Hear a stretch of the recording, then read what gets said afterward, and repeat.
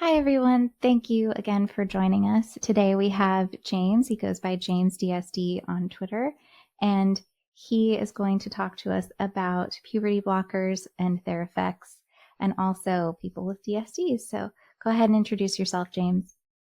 Hi, I'm James Linehan. I've been basically in this space for about 4 years now. I was born with a rare condition, which caused my pituitary gland to cease functioning. So when the pituitary gland is the main gland of the endocrine system, and it governs all the hormones, including sex hormones, and it governs what how and when we go through puberty. And when you go through puberty, your pituitary gland starts out what is called a sinusoidal release of hormones. It tells the gonads around 8 weeks into pregnancy, when the fetus is about the size of a small grape. It starts to differentiate the fetus into males and females. So if you have ovaries, the pituitary gland will tell the ovaries, and the ovaries will produce estrogen. If it's a boy, the testes will produce androgen, and that will turn into a boy. And my condition, I got, for some reason, I had all this normal development uh,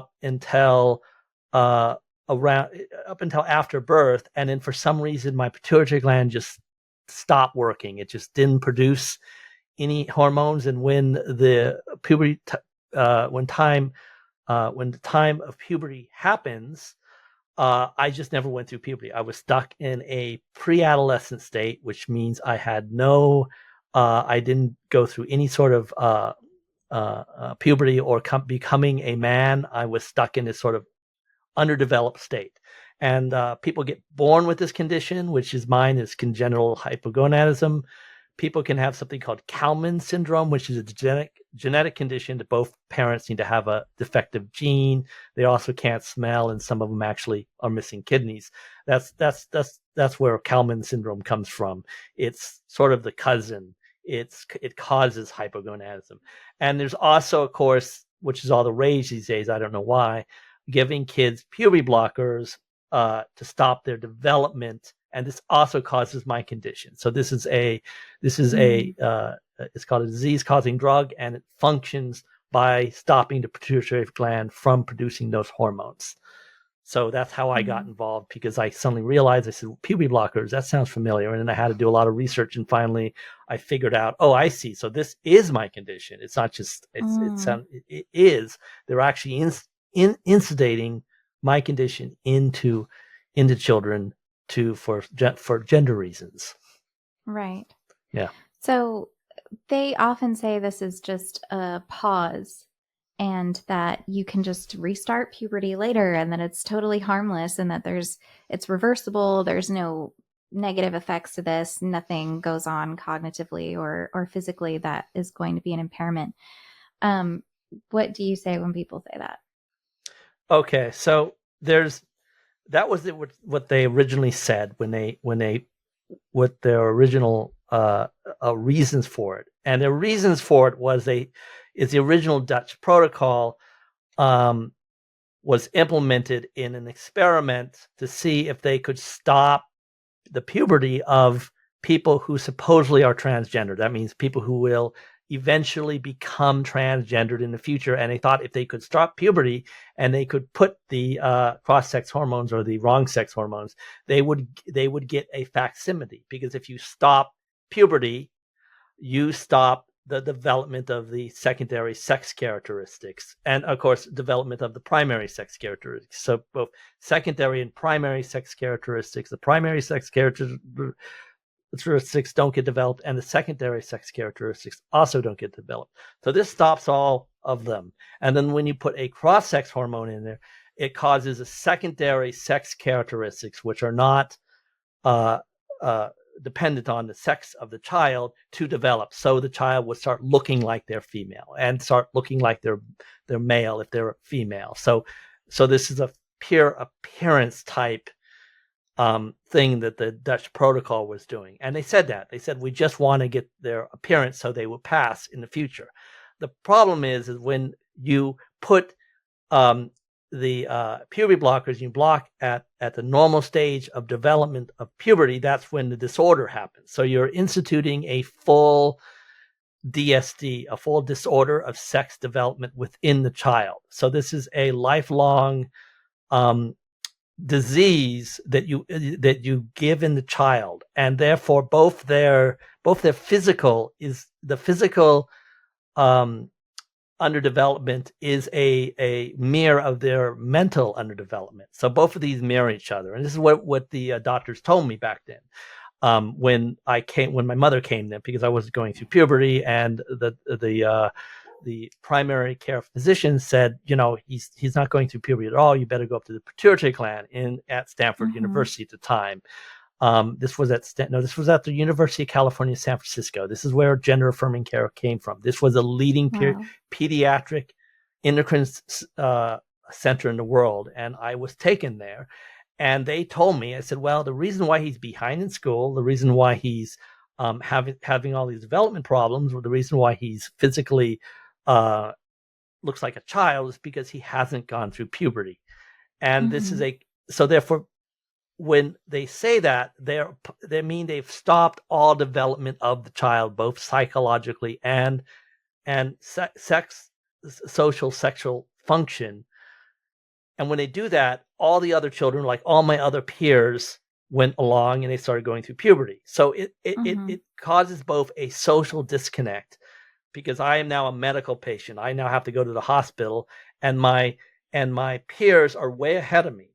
So sociologically, I'm completely disconnected between my peers.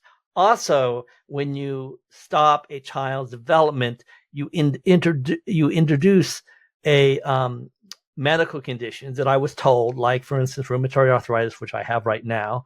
You also you could induce mental problems, including learning disabilities, depression, body dysmorphia, or problems with body image, because the body stays childlike, and I and other men like me become very conscious of our body, kind of like gender dysphoria, but it's kind of sex dysphoria.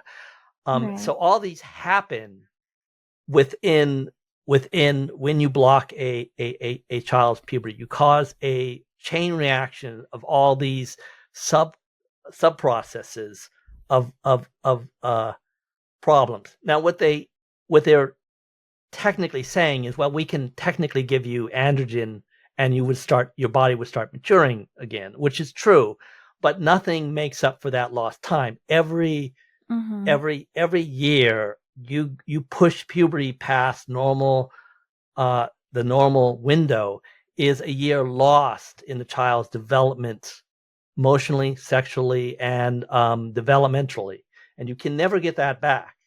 And if it goes on too long, you may be permanently stuck in an adolescent type state where you have no sexual development, where you don't have any sexual functions, where you find it very difficult to make intimate relationships, where you have all these other lifelong consequences down the line. So all that happens just on the so-called pause, and it's something that's again, it was very explained to me very out and open about all this stuff, about the seriousness that we cannot institute puberty, even my natal puberty, correctly. We can hit your marks, but we cannot give you back your natural puberty. And they would rather have me have my natural puberty than go on HRT, which I've been doing since I was 16. So I never made my own hormones. So I'm a continuous lifelong patient. They didn't want to make lifelong patients back then. So that's a lot of information, I know. Yeah, but it's good. It's valuable information, and I think we need more of it right now. It reminds me of this song lyric where I think the song's called 2 a.m., but there's a lyric that says, life's like an hourglass glued to the table. And it's true. Like, you can't get that time back. Like, once it starts going, like, it's gone. So yes, you can start to kind of jumpstart those things. But I was speaking with Quentin Van Meter. He was talking about the calcium draw that takes place during puberty at that age around 10, 11, 12, and all of the development that goes on in the body. And so you can kind of start it later, but it's not quite the same. And even girls who go on birth control very early, they can be at higher risk for osteoporosis and bone loss and things like that because their hormones are being impacted. So it's odd now that we're so flippant with hormones and filling people with, you know, their hormone of choice at the time. Like you want to be blocked from, here you go. You want the other sex hormones, here you go. You want like to have your hormones mimic pregnancy for birth control, here you go. And it's just very flippant how people are about it now. So with DSDs, otherwise known as intersex conditions, we know, of course, they are not between sexes, but a lot of these seem to present around puberty. Like we recognize them around puberty. Can you talk more about how that's typically found out? Okay. Yeah. So yeah, most about 90%, unless they're very rare conditions like mosaic syndromes or something like that, where you do get a child born with ambiguous genitalia because of the severe problem with the chromosomes, but they all pretty much reveal themselves around puberty. Complete androgen sensitivity becomes around puberty. Klinefelter starts around puberty. All the conditions, because puberty, and there's puberty is a monumental change within the body, and it is governed by sex hormones, and it's governed by your you know, and it's only governed by the sex you're born with hormones. So they can't be governed by any other types of hormones. You can't give estrogen, and you can't switch around estrogen. You can't do any of this stuff. It's got to be your own sex hormones, because your cells are programmed from the DNA, from the chromosomes, from the cell structures to respond to your specific sex hormone. So this area is always in Klinefelter's, it becomes where you have a duplicate X chromosome. It modulates the production of hormones dysfunctionally. So they get more estrogen, they get less testosterone. It also causes primary hypogonadism, which means the testes or the ovaries actually don't develop properly. It can also impact the kidney functions and other functions as well. And the symptoms are there. The symptoms were there all the way up since I was a child. But they really present themselves during puberty. Either the child doesn't go through puberty, or they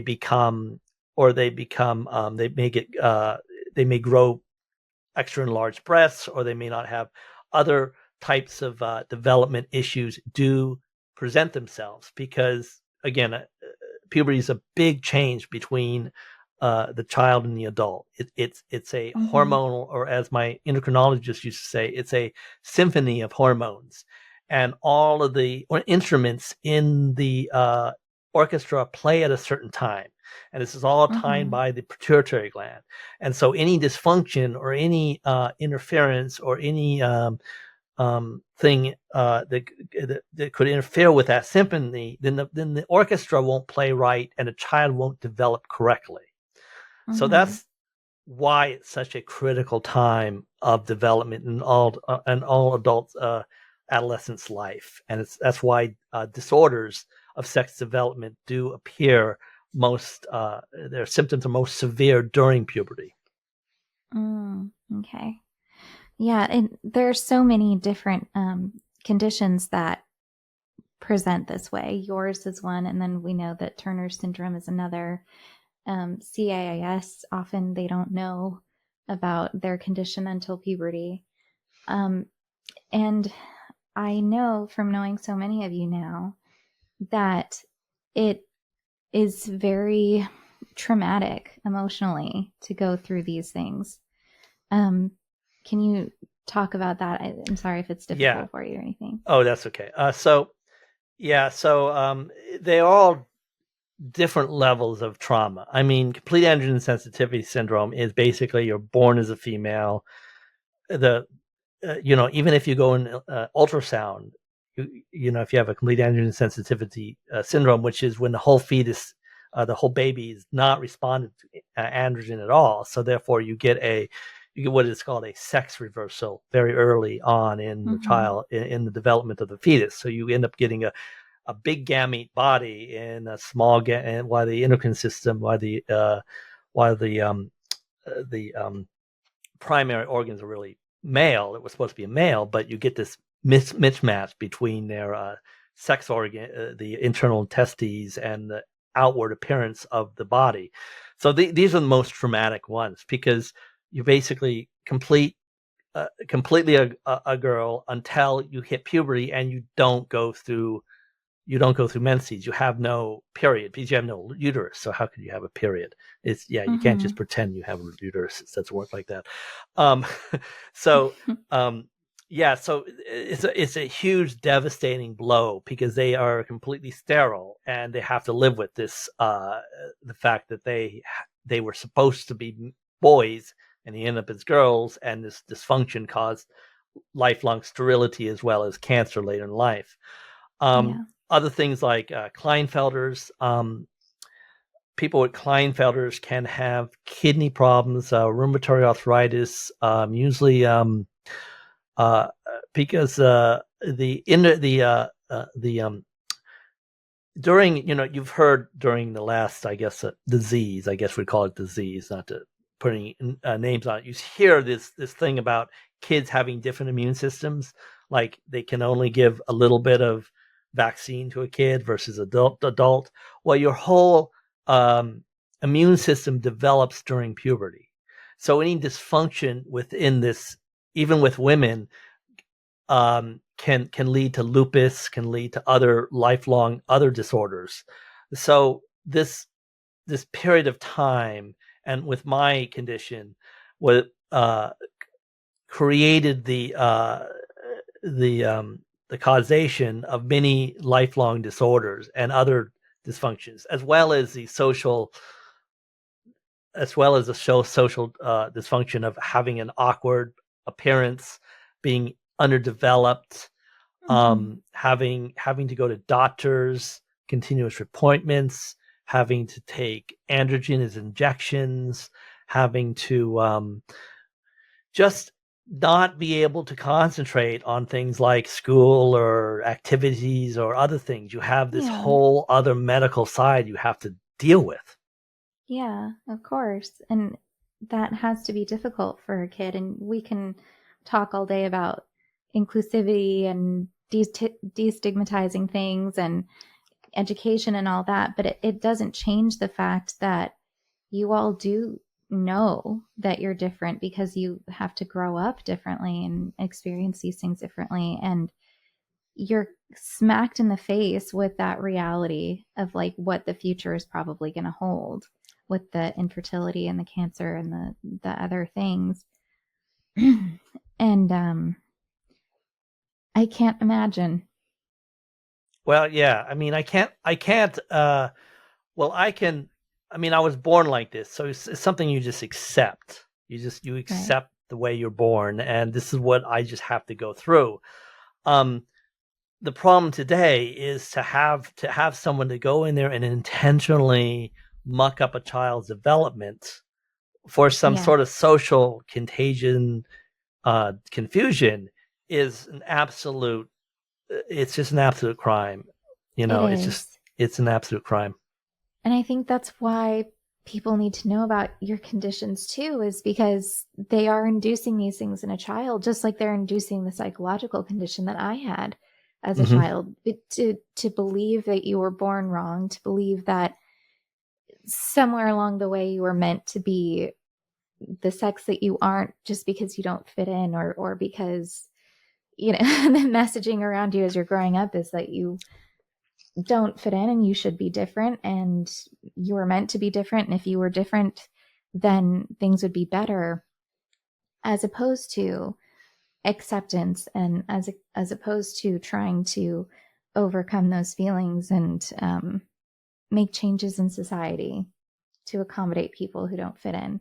Instead of that, we are harming children psychologically and physically instead. And that is, I really didn't think that would be possible like today, but here we are. So Evidently, yes. I mean, psychologically, one thing. I mean, you can recover from gender dysphoria. yes. You can, you can grow up and then you can get some counseling or something like that. But these physical, when you physically interfere with a child's development, they have no choice. They have to go whatever happens to their development. And again, people say, "What if you're wrong?" I said, "Well, I hope I'm wrong." I don't want Coley Cole to not have children. Okay, right. But it's a mystery if she can or cannot, because fertility is, well, we sort of know this and we kind of know this, but when you mess with sex organs, when you institute cross-sex hormones, you're at a development stage, let alone an adult. You're instituting a lifelong disorder that's going whatever problems that they have now will be compounded down the road. And as you can see, these detransitioners, if you look at their Twitter space, you can see how frustrated they start really realizing, wait, I have to go to a doctor every single month or something. You mean this urological condition is never going to get better?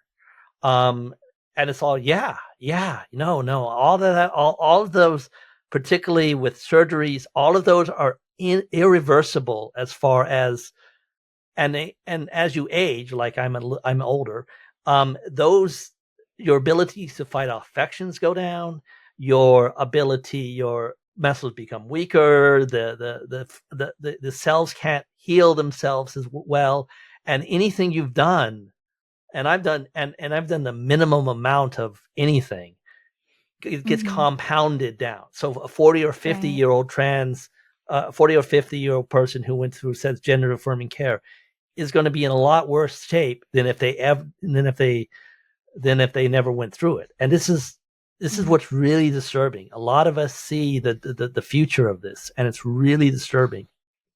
Well, too, you were saying people asking, what if you're wrong? What if they're wrong? The risk to somebody's health is much lower if you're wrong than if they are wrong.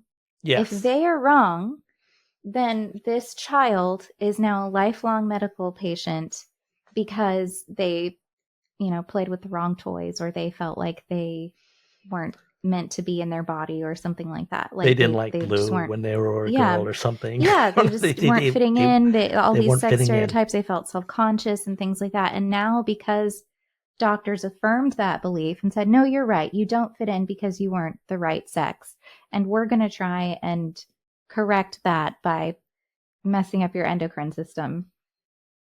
And the risk is so much higher at that point.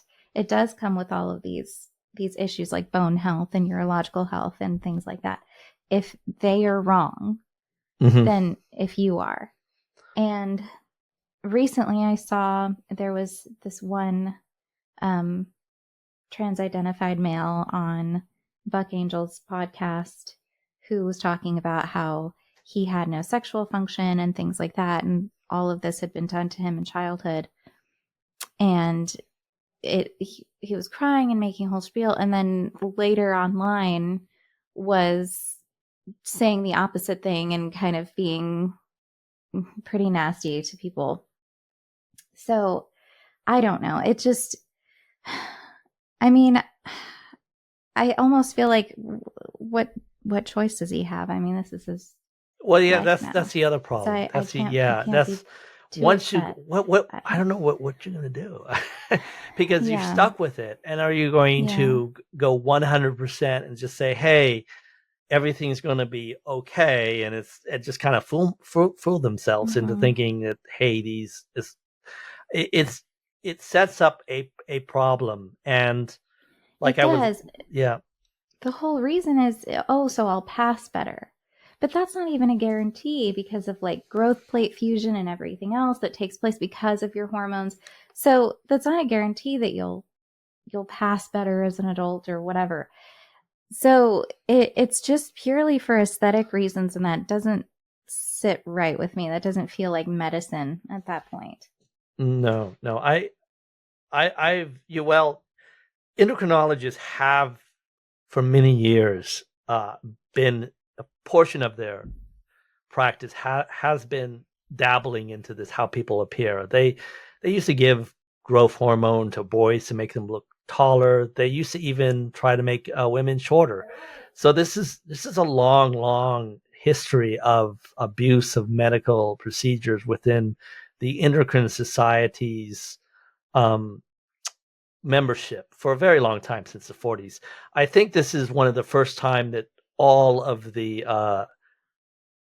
main agencies got on board with one practice. I mean, usually you had rogue sets of doctors who would go off and do these things, and the professional would say, "Yeah, we don't really recommend that. That's them." But this is a complete inversion of what we knew about puberty and development and hormones. I mean, Mm-hmm. they would never consider a child with psychological issues an endocrine patient. They would never consider a girl who thinks she's a boy somebody who is supposed to be given development disabling drugs, which is what they do. They disable the development of the child for aesthetic purposes. And I mean, like, for instance, like I hear about Richie, he's got to take estrogen, and I can understand why, because he took Yeah. a penis inversion. And what happens is there's erectile tissue within males, and if it Mm-hmm. gets hit by testosterone, it will erect. Yeah. And if Yeah. it's internal, it's just going to tear everything apart. So Mm-hmm. because Yeah. you can't do that. I mean, these Right. procedures are really experimental, and they've Yeah. only been used in the past among adults who were screened and were begged not to do the procedure, did it anyway, or they Mm-hmm. went to Thailand to do it. Yeah. These transition surgeries were extreme and rare in the past, and now they're commonplace and being pushed Mm-hmm. by every medical agency that is currently overseeing childhood development, and it's quite disturbing. Yeah. I knew a woman that was in a similar position to Richie, where she had um, done bottom surgery. I can never pronounce the type. It's the one that starts with an M. It's like medioplasty or something like that. It's not phallo. It's the other one, but um, and she decided to stay on testosterone. She was always like going back and forth. Do I stay on it? Do I go off of it? Because her endocrine system at this point had been so messed up, and she wanted to detransition, but she couldn't, or she didn't feel like she could because of all the effects now. And she's in a similar position to Scott Nugent that way. And it, I don't know. Yeah, I yeah. really have a lot of sympathy and admiration for these people. They can have any semblance of like a normal life after Hmm. coming to this realization that it was all just a sham and it's all crumbling and everything else, and then to come forward and be advocates and have people screaming at them from from both sides sometimes. um and I mean, mostly from the TRA side, but also sometimes they will run afoul of some nastier temperaments on the gender critical or Yes, rad gender fem side. critical is not a club. It's a I don't know what it is. It's like a arena of of very disagreeable people who fight each other more than they fight the other side. It's like we're I, always in war. you know, it it's kind of like we'll look at it like they're kind of like Vikings. They're always ready for a fight, and that's why Yeah. they can be so effective in a good way. is Uh-huh. because they've just got that fighting spirit. And unfortunately, they can turn it on each other from time to time. I Yes. really like to see everybody just being friends, though. It would be nice, wouldn't it? It would be It nice would. to. It's very hard on social media. I think social It is, media. yeah. I mean, I know I'm like, tweeting. I'm like, I don't know if I know what I'm talking about, but it's because it's social media just brings out the psychopath in It everybody. does. And it is easier to be flippant and Crass. to be a Yes. little, yeah, brash. Yeah. Like because you're not face to face with the person, you can be a little bit more mousy when Yeah. you're So face to like face here's with like somebody. so Yeah. I was And like, also, I seem think it nice. gets misinterpreted sometimes. Like, it's easy to project like anger onto text. Oh I yes. think, Oh God, I know. I've reread things when I calm down and said, "Well, I don't think yeah. they meant that. I think they meant that other thing." Yeah. And you feel bad. And it's like, And oh, it's like, dang God, it. Can I maybe I even go back? misinterpreted that. And I said, Yeah. "Oh, but Yeah. But I get frustrated when I hear any sort of I kind of stay out of I stay away I stay out of the most of them. I only intercede when I see them justifying childhood or adolescent transition. That's when I go mhm. in, or if some you know guy who likes to do housework, who writes columns for the Spectator, decides to throw some extra bling in his article. So Yes. Yes, and then try to claim that, oh, well, I'm just talking about people with this particular condition. And it's like, then you wouldn't have brought in trans identified individuals if that was the case and made the comparison, yeah, because I that's just know, it's sneaky. It's it's very sneaky sneaky. and it's Yeah. underhanded and it's manipulative, and I don't like it. Doesn't No, sit right with me at no, all. no. I have known enough people with these conditions and seen just snippets of the things that y'all have to go through that I'm just like, okay, I have zero tolerance for that kind of shenanigans. Sorry. But Yeah. I'm going to be pretty dang hard on people who do that. I'm sorry. I try really hard not to curse or anything like that with people, but no Yeah, patience for it. I know, I know. I just lost. I said, are you really gonna? This is where we're gonna go down. This is the road Well, we're going you down. had a go at Ian Copeland. And Ian, I thought that was a very like impressive rant that you you Elon. went Oh off yes, on. Elon Copeland. Yes, I ranted and Yes. raven for Elon Copeland because I get. So this is another area that is a 10. It's like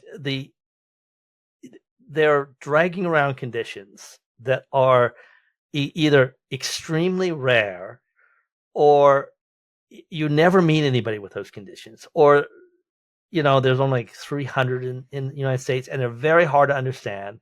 And the only people who understand these conditions are geneticists and some endocrinologists who study the conditions. So they're Mm-hmm. very, very small amount of people who have these conditions.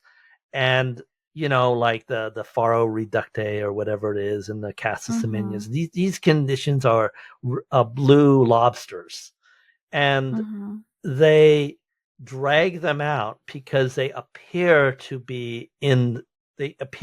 prove the spectrum. Okay, they you have to leave a lot of stuff out.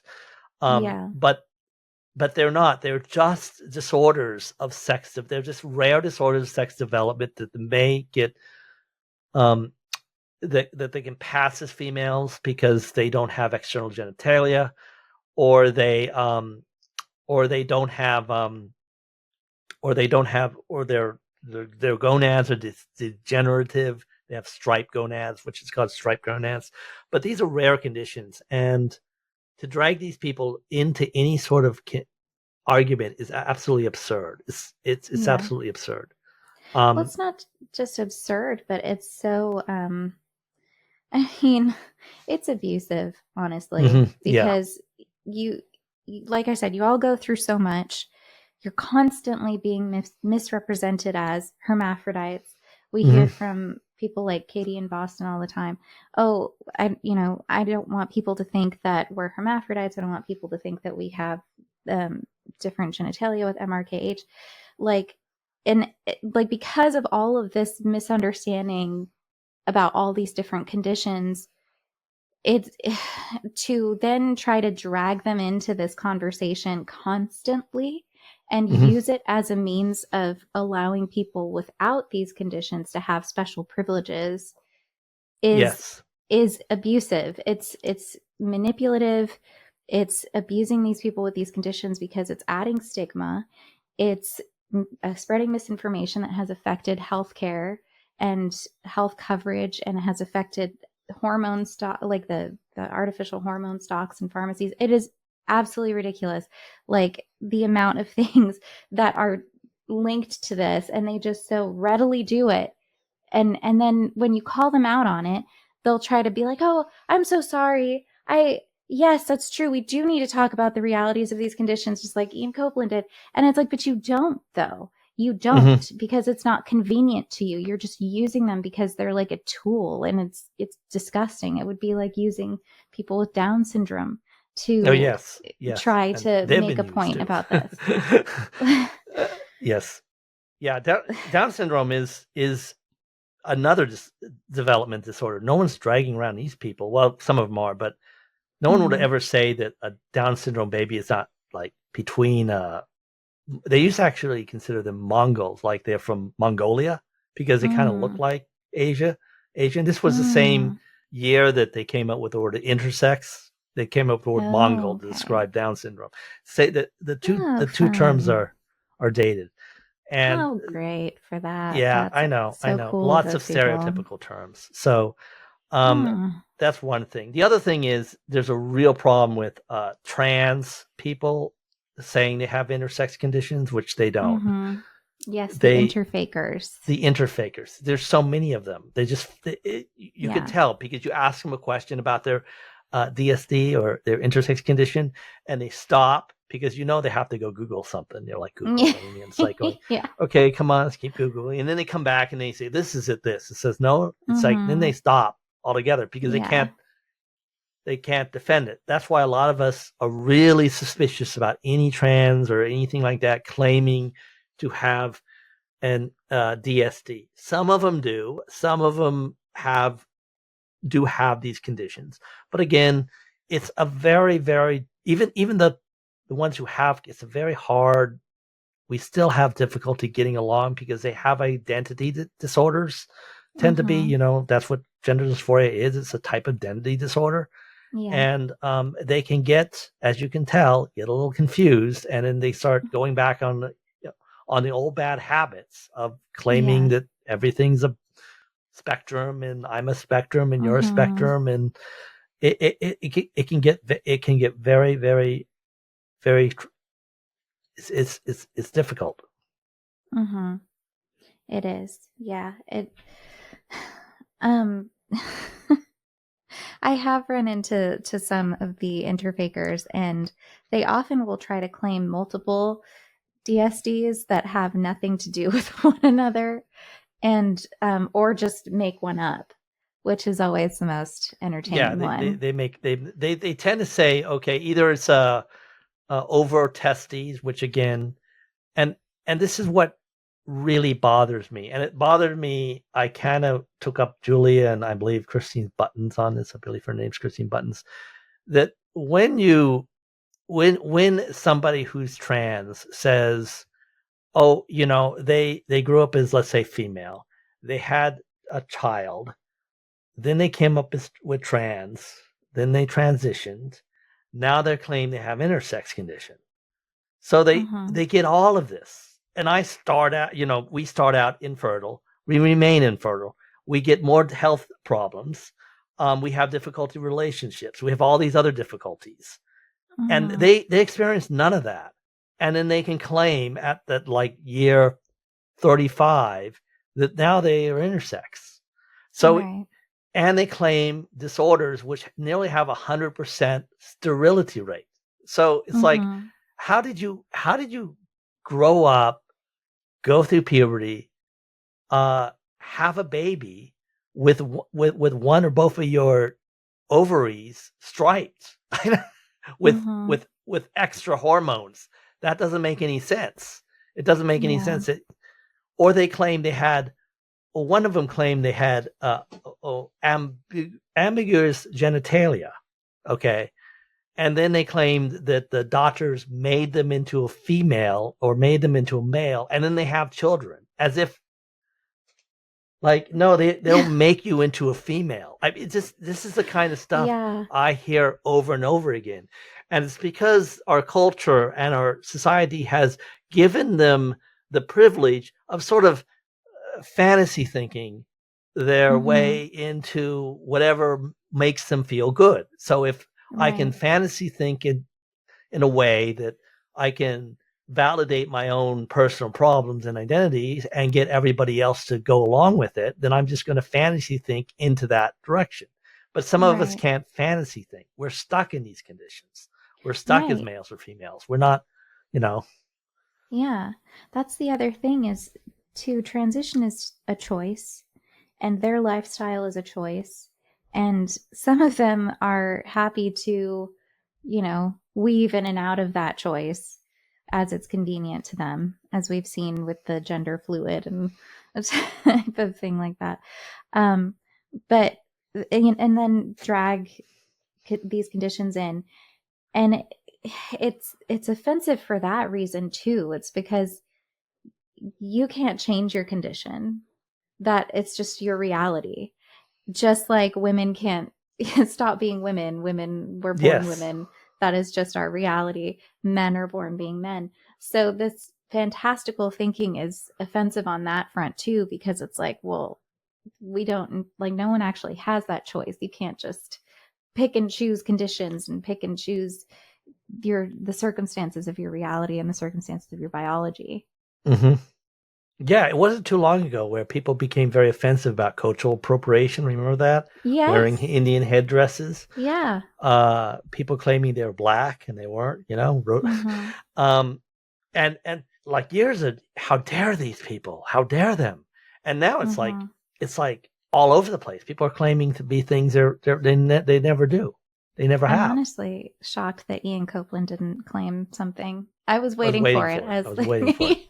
Me too. I was like, yes. Is he going to claim a condition? Because I kind of feel like that's the direction we're going in. That's the next talk. Yes. Yes, that'll be his next big reveal when people start getting bored of his stuff. So, yeah, so let's talk some more about like puberty and blocking it and things like that. So when we're blocking puberty, what are the health effects and what are the psychological effects more specifically? So when we're blocking puberty, what happens is, how Lupron works is the pituitary gland puts out a certain chemical signal that goes up and down, up and down, up and down. Mm-hmm. It's the sinusoidal release of GnRH hormones. And this makes the testes or the ovaries produce estrogen or androgen. When you inject puberty, you're actually injecting the hormone of GnRH. It's a GnRH type hormone. And you're flooding your system with this GnRH. And what happens is it gets to the pituitary gland and it shorts it out like a light. It's like it's just left on, and then the pituitary gland just shorts out and it stops producing, and it shuts down the whole system. So it shuts the whole system down. What that does is that stops all development of the child at that particular stage in development. Remember, this was developed specifically for cancer people who had, if you have a tumor that's sensitive to use this androgen, you want to stop the androgen. And they didn't want to go in there and castrate men. They wanted something temporary. They just wanted to temporarily block it, and then they do the prostate treatment or the cancer treatment, and then they can take it away, and it returns. It's supposed to return to normal, although the doctors are not sure if the pituitary gland ever recovers from this. Even as an adult, it again, it's a much better way of stopping androgen production than going and castrating males when they have cancer. So it has a legitimate use. And it's also for moving precocious puberty or puberty that happens way too early into a more appropriate time. That's the other use. Again, those patients have had severe side effects from bone loss to other cognitive problems. What happens is when you block puberty, the first thing is the calcium. You've heard this before about calcium. Yeah. The bones absorb calcium, and it does this in puberty. So all the bone mineralization and calcifications happen during puberty, and the hormone triggers this. So if you do not get the appropriate, if for some reason the bones don't mineralize appropriately, they cannot make that back up. You cannot make bones harder later with calcium supplements. So that's a direct cause of the condition. It's known cause of the condition if you don't develop appropriately. Now, sometimes that can be avoided, and sometimes it doesn't. That's why when you start hearing, if you start hearing stories of people getting all these broken bones, or their bones just start cracking, or their skull starts fracturing, that's because the calcium never happened during puberty, and they're stuck with that condition. They're going to, for the rest of their life, they're going to end up having these fragile bones that collapse, and that could be a disorder. The psychological condition is, well, first thing, it's used to somehow relieve gender dysphoria, which is kind of bizarre, because when you stop the puberty growth, according to, I was going to get out the quote, but one of the early pioneers of gender dysphoria said in, I believe this was an AGP male, he wrote, he, she, they, them wrote, men trapped in men's bodies. Very famous researcher says in her, they, them research that that the sexual desire and gender identity are indistinguishable. So they knew back in, this was in 2006, that the desire or sexual orientation and gender, your gender identity, are indistinguishable from each other. They're intertwined because they come from each other.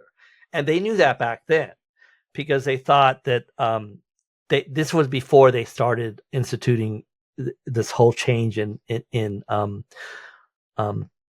puberty, instituting puberty blockers. And the other thing is when, so your gender and your sex development and your sexual orientation develop during puberty.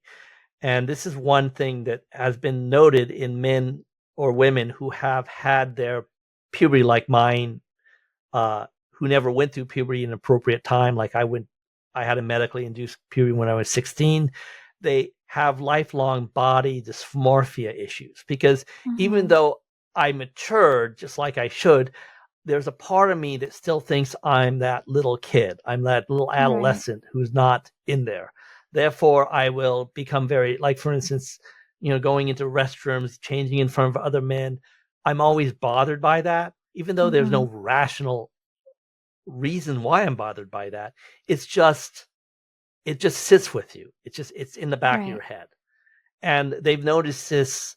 I believe they did a study of males. They also noticed that there was a 5 times likelihood of never having a relationship. So the whole relationship, I can send you. It's actually a research by the NIH that did on. Please do. Yeah. So it's actually been quite well researched that this development with your peers as you're developing as a man or a woman, as you're going through puberty, it's critical development stage. Just like learning to read at certain stages, this is a critical development stage for how you deal with relationships for the rest of your life. And if you delay that, or if you take that child out of that development stage, they never really do recover. They can't go back. You can't go back to redo your adolescence. You only have one puberty, and you really need to do it between 12 and 16, because if you miss this, or 9 and 16, or 11 and 16, because if you miss this critical period of time as you're maturing, there's lifelong psychological issues. And again, I also spoke about the fact that rheumatoid arthritis, bone fractures, osteoporosis, even diseases such as diabetes, heart problems, heart disease, all are higher in people who've had disruptions in their puberty. So, for instance, a girl who they did one research about people with lupus, and lupus comes out usually later in life, around 30 or 40. They get symptoms of lupus. They found like a 20% higher rate in women who had disruptions in their menstruation cycle during puberty. So wow. This all points to this critical portion of our development that's already fraught with problems, being something that we really need to not mess with. Yeah. I guess you would say. Yeah. We've also known that you can't really do studies and things like that, because it's not ethical to do a blind study and like deprive some kids of puberty, without them knowing, and then just to see how they would compare to kids who aren't. So it's the type of thing that they take advantage of things like that, like that there aren't studies and that there aren't things like that out there. There aren't studies of this particular drug. So there's no studies of Lupron itself. But there are studies of kids who didn't go through puberty, like myself. And that's what I've been trying to tell people, and it just goes through running around. There are studies of that. And it says, okay, well, I mean, are they similar? These kids went through 16. These kids are supposedly pausing puberty. So why wouldn't they be similar? Why wouldn't we see the same results long term that we see in people who are born with disease? Just like if I gave you a medication that causes diabetes, why would I not want to look at people who had diabetes to see what, particularly type 1 diabetes, what would be in store for you? Yeah. You see what I'm going? Why don't we learn from people with disorders to understand that inducing disorders in children is a bad idea? Again, exactly. Yeah. And that's a very good point. And like, again, I am sorry that you guys keep getting dragged into this, but at least there's that comparison that we can make of like, if we're stopping puberty, this is what happens when you stop puberty. So there's that. At least it's unfortunate that the sex spectrum is what keeps like pulling in this whole thing. Oh yes, the Scientific America. That chart, that really confusing, that horrible trash chart. Yes. It basically says that men with smaller penises are less male. I mean, such progress we've made. We've made such progress because that's where we're at. We're men with women with more masculine features are less women. Like if you like pink or blue, it's so progressive. Or cowboys. Destroying the gender binary by reinforcing gender binary. It's all about destroying the village to save it. It's all about manipulating the child to give the child control. They keep just creating more boxes to throw people into. It's like, it's not, no, we don't need to do that. We don't need to create stigma and try to do the oppression Olympics on people and be like, well, I deserve this because I'm more male, or I deserve this because I'm less female, or it's. Oh yes, I know they're foolish. All, but see, that's a way. I believe there was an interview with that's the way people with gender dysphoria think, though. They like, for instance, with gender dysphoric, and you get a little autism. You think in very, I believe psychologists explain it. You think in very concrete way. You think that females are like, you got to like pink and do all these things, and males have to do this. And there's no in between. You can't be both. You Yeah. have to be one or the other. And if I'm not one, I got to be the other. So Yeah. it's like we're adopting their disorder as a Yeah. society. And just having done therapy and things for my own and constantly like making revelations about my background and what I went through and everything, it's kind of crazy like how many little things or things that I thought were little like influenced it. And it was just because it was part of my background, as part of growing up. And so it didn't seem like it stuck out of, yes, that definitely had to be it.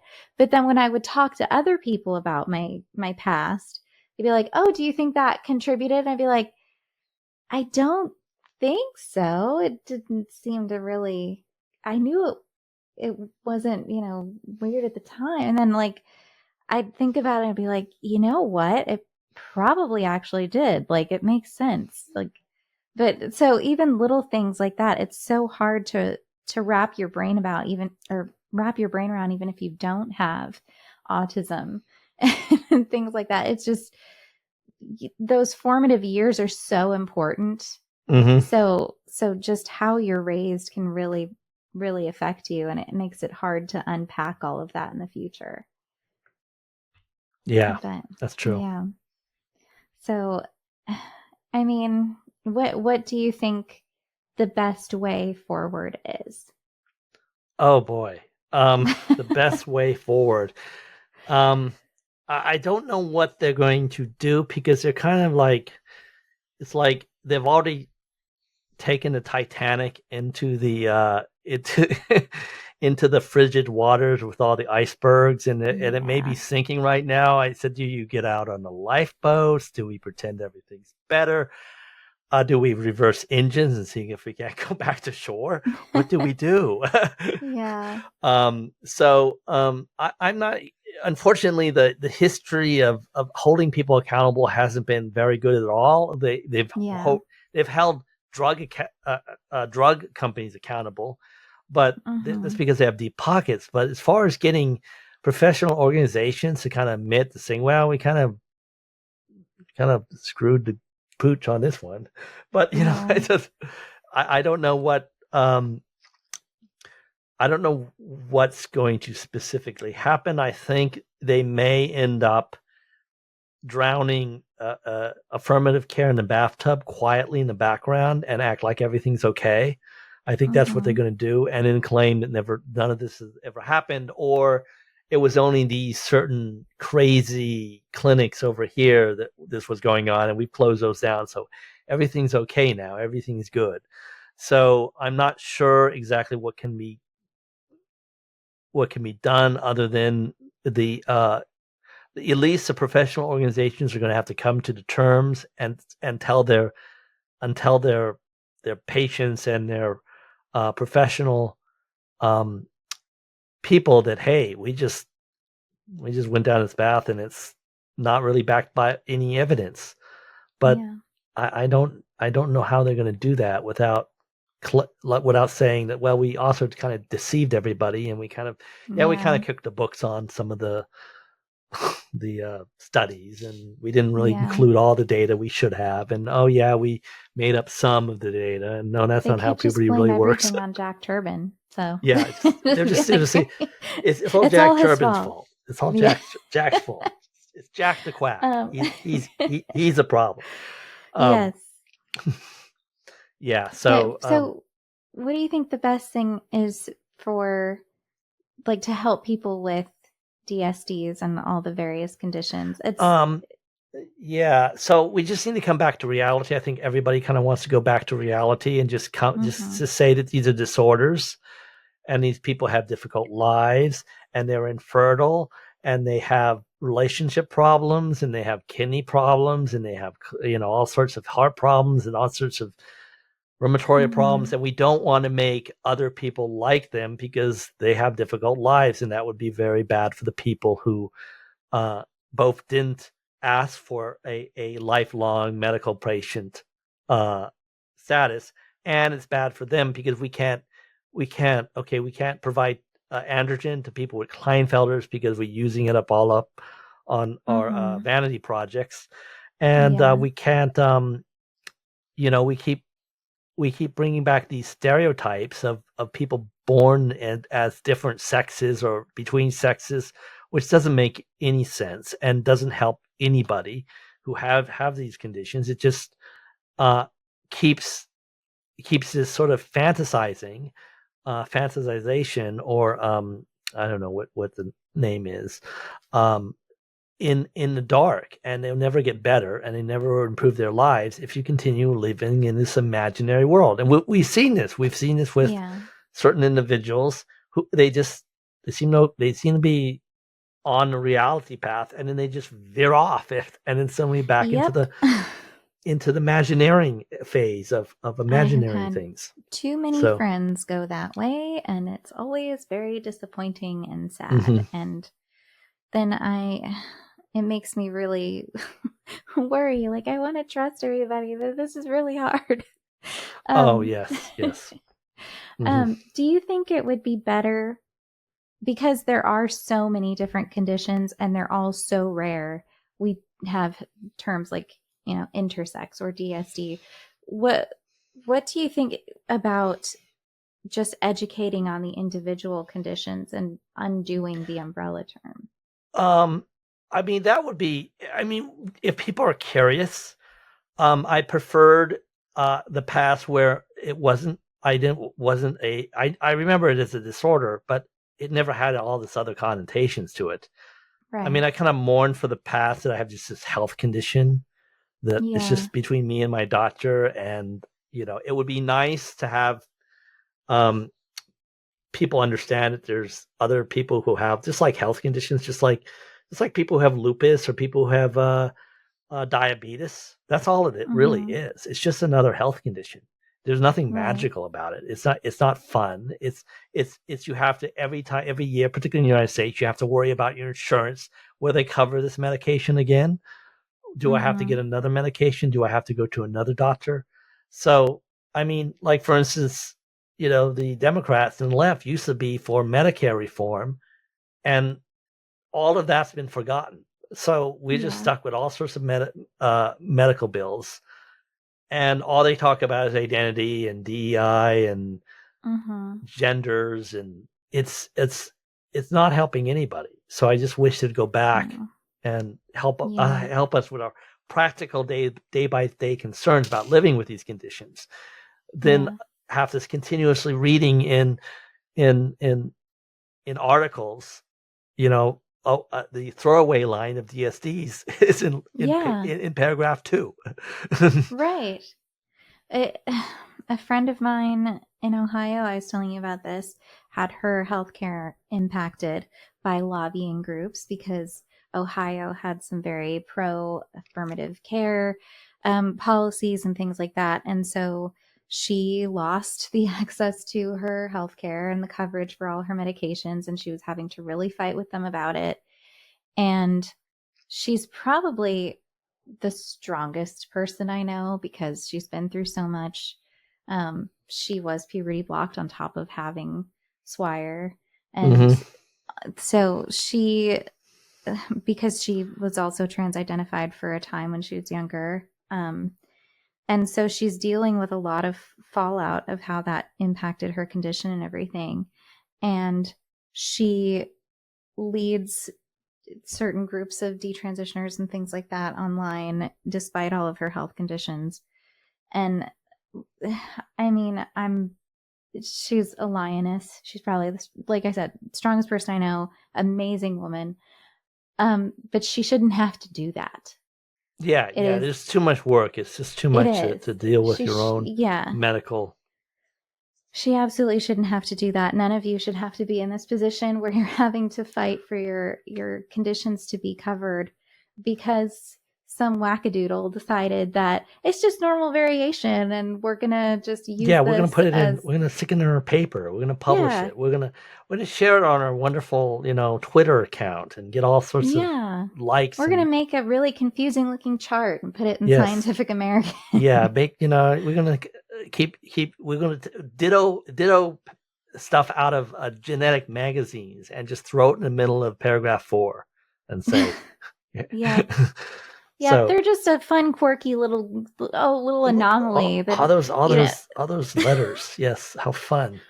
Uh, Yeah, I mean, I had to find out about a lot of. I had to find about it, but I had to study about chromosomes and all that kind of stuff because yeah. you can't because they ask you about 20 different conditions and it's Yeah. just a nightmare. You just can't defend them all.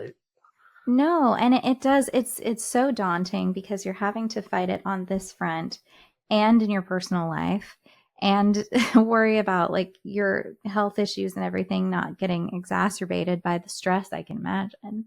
Mhm. So it's very unfair.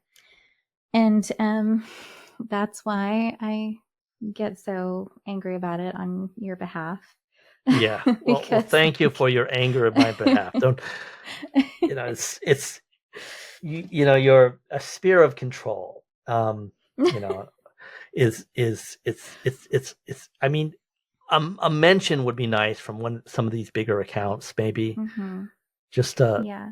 tweet or maybe a retweet. I mean, can we? Yeah. But Yeah. anyway. Well, I'm happy to help you guys any way Okay. that Well, I thank you. can, always.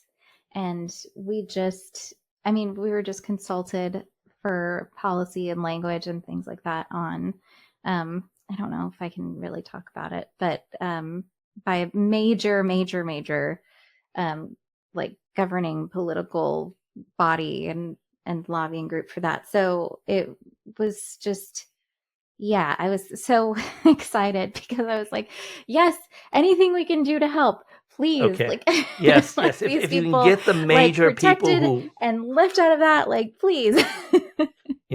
the Yeah. medical society would just come out and just tell the truth and just hmm say things that are just plainly true rather than worrying about offending people who again fantasy online Yeah.